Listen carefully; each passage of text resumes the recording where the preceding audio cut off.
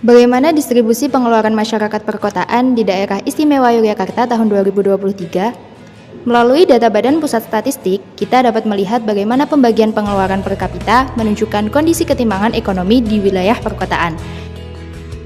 Penduduk dikelompokkan berdasarkan persentase pengeluaran per kapita ke dalam 3 kelompok utama. Kelompok pertama adalah 40% masyarakat berpengeluaran rendah. Kelompok ini hanya menguasai sekitar 21,18% dari total pengeluaran. Hal ini menunjukkan bahwa kelompok bawah masih memiliki porsi pengeluaran yang relatif kecil. Selanjutnya, kelompok menengah mencakup 40% penduduk dengan pengeluaran sedang. Kelompok ini menguasai sekitar 38,61% total pengeluaran. Artinya, kelompok menengah memiliki kontribusi yang cukup besar, namun belum menjadi kelompok dominan.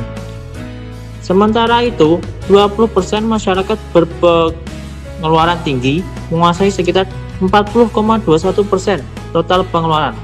Angka ini menunjukkan bahwa kelompok atas memiliki dominasi pengeluaran paling besar dibandingkan kelompok lainnya. Data tersebut kemudian dimodelkan menggunakan fungsi distribusi. Hasil fungsi menunjukkan bahwa nilai distribusi meningkat pada kelompok berpengeluaran tinggi. Grafik distribusi juga memperlihatkan adanya konsentrasi pengeluaran pada kelompok atas. Untuk memastikan model distribusi yang digunakan sudah tepat, dilakukan pengecekan menggunakan integral. Hasil total integral bernilai 1, sehingga model distribusi dinyatakan valid dan sesuai. Jika dibandingkan, 40% masyarakat terbawah hanya menguasai 21,18% pengeluaran, sedangkan 20% masyarakat teratas menguasai lebih dari 40%. Perbedaan ini menunjukkan bahwa ketimpangan ekonomi masih terjadi di wilayah perkotaan. Rasio ketimpangan menunjukkan nilai sekitar 1,9. Artinya, kelompok atas memiliki pengeluaran hampir 2 kali lebih besar dibanding kelompok bawah. Secara umum, kelompok bawah masih memperoleh bagian kecil. Kelompok menengah cukup stabil, sedangkan kelompok atas tetap mendominasi pengeluaran. Hal ini menandakan bahwa pemerataan ekonomi masih perlu ditingkatkan. Jika dikaitkan dengan sila kelima Pancasila, yaitu keadilan sosial bagi seluruh rakyat Indonesia, kondisi ini menjadi pengingat bahwa keadilan ekonomi masih perlu diwujudkan melalui pemerataan dan pemberdayaan masyarakat.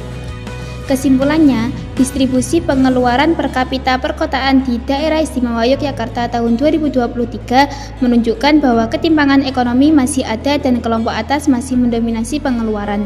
Karena itu, diperlukan upaya pemerataan ekonomi agar kesejahteraan dapat dirasakan secara lebih adil oleh seluruh masyarakat.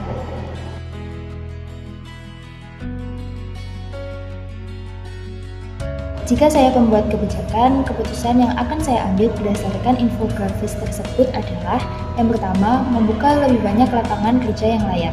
Dengan adanya banyak lapangan kerja yang layak, ketimpangan bisa dikurangi jika masyarakat bawah memiliki akses pekerjaan dengan upah yang baik, terutama di wilayah perkotaan. Yang kedua, menerapkan pajak dan bantuan sosial yang lebih tepat sasaran. Kebijakan pajak progresif dapat digunakan untuk program sosial bagi masyarakat bawah. Kemudian yang ketiga, meningkatkan akses pendidikan dan keterampilan. Dengan adanya pendidikan yang layak serta pelatihan kerja, masyarakat dapat meningkatkan skill untuk pekerjaannya, sehingga memiliki peluang ekonomi yang lebih baik dan tidak terus tertinggal. Diharapkan dengan kebijakan-kebijakan yang diambil dapat mengurangi ketimpangan ekonomi yang terjadi. Jika saya membuat kebijakan, keputusan yang akan saya ambil berdasarkan data infografis tersebut yaitu berfokus dalam meningkatkan kelas warga kelompok bawah, seperti melakukan validasi ulang data penerima bantuan agar tepat sasaran. Kemudian selain itu juga memberikan pelatihan keterampilan digital gratis. Pelatihan keterampilan digital itu sangatlah penting untuk kelompok pengeluaran rendah, karena teknologi merupakan kunci utama untuk meningkatkan daya saing dan pendapatan secara efisien tanpa memerlukan modal fisik yang besar. Dengan menguasai keterampilan digital, kelompok bawah dapat mengakses pasar yang lebih luas seperti melalui media sosial, sehingga memungkinkan masyarakat berpenghasilan rendah untuk mandiri secara ekonomi di era yang serba digital saat ini. Jika saya membuat kebijakan, keputusan yang akan saya ambil berdasarkan data infografis tersebut adalah melakukan pemerataan ekonomi melalui beberapa cara. Yang pertama, pemberdayaan masyarakat berpenghasilan rendah seperti memberikan keterampilan sesuai kemampuan yang dimiliki oleh masyarakat tersebut. Yang kedua, menambah lapangan pekerjaan di beberapa sektor. Yang ketiga, peningkatan akses pendidikan di seluruh kota, serta bantuan subsidi tepat sasaran agar ketimpangan di wilayah perkotaan dapat dikurangi. Jika saya adalah pembuat kebijakan, fokus utama saya adalah mengurangi ketimpangan ekonomi melalui 3 langkah strategis. Yang pertama, pemberdayaan ekonomi 40% terbawah, mengalokasikan anggaran untuk pelatihan, keterampilan, dan bantuan modal usaha UMKM agar kelompok ini dapat meningkatkan produktivitas dan porsi pengelolaan mereka. Yang kedua, perluasan jaring pengaman sosial, memastikan bantuan sosial tepat sasaran untuk menjaga daya beli kelompok rendah agar kesenjangan tidak semakin lebar dengan kelompok atas. Yang terakhir, pemerataan akses layanan dasar, memperbaiki akses pendidikan dan kesehatan berkualitas di wilayah dengan pengeluaran rendah guna memutus rantai kemiskinan antar generasi.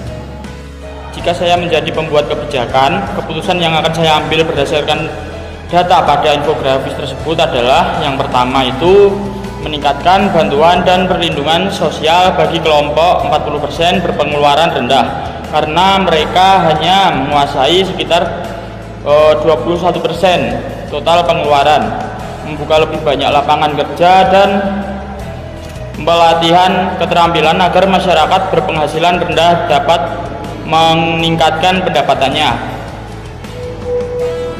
Lalu selanjutnya memberikan dukungan bagi UMKM dan usaha kecil melalui modal, pelatihan, dan pemasaran supaya ekonomi kelompok menengah dan bawah lebih berkembang. Lalu yang terakhir yaitu memperluas akses pendidikan dan kesehatan. Sekian itu yang akan saya lakukan jika menjadi pembuat kebijakan.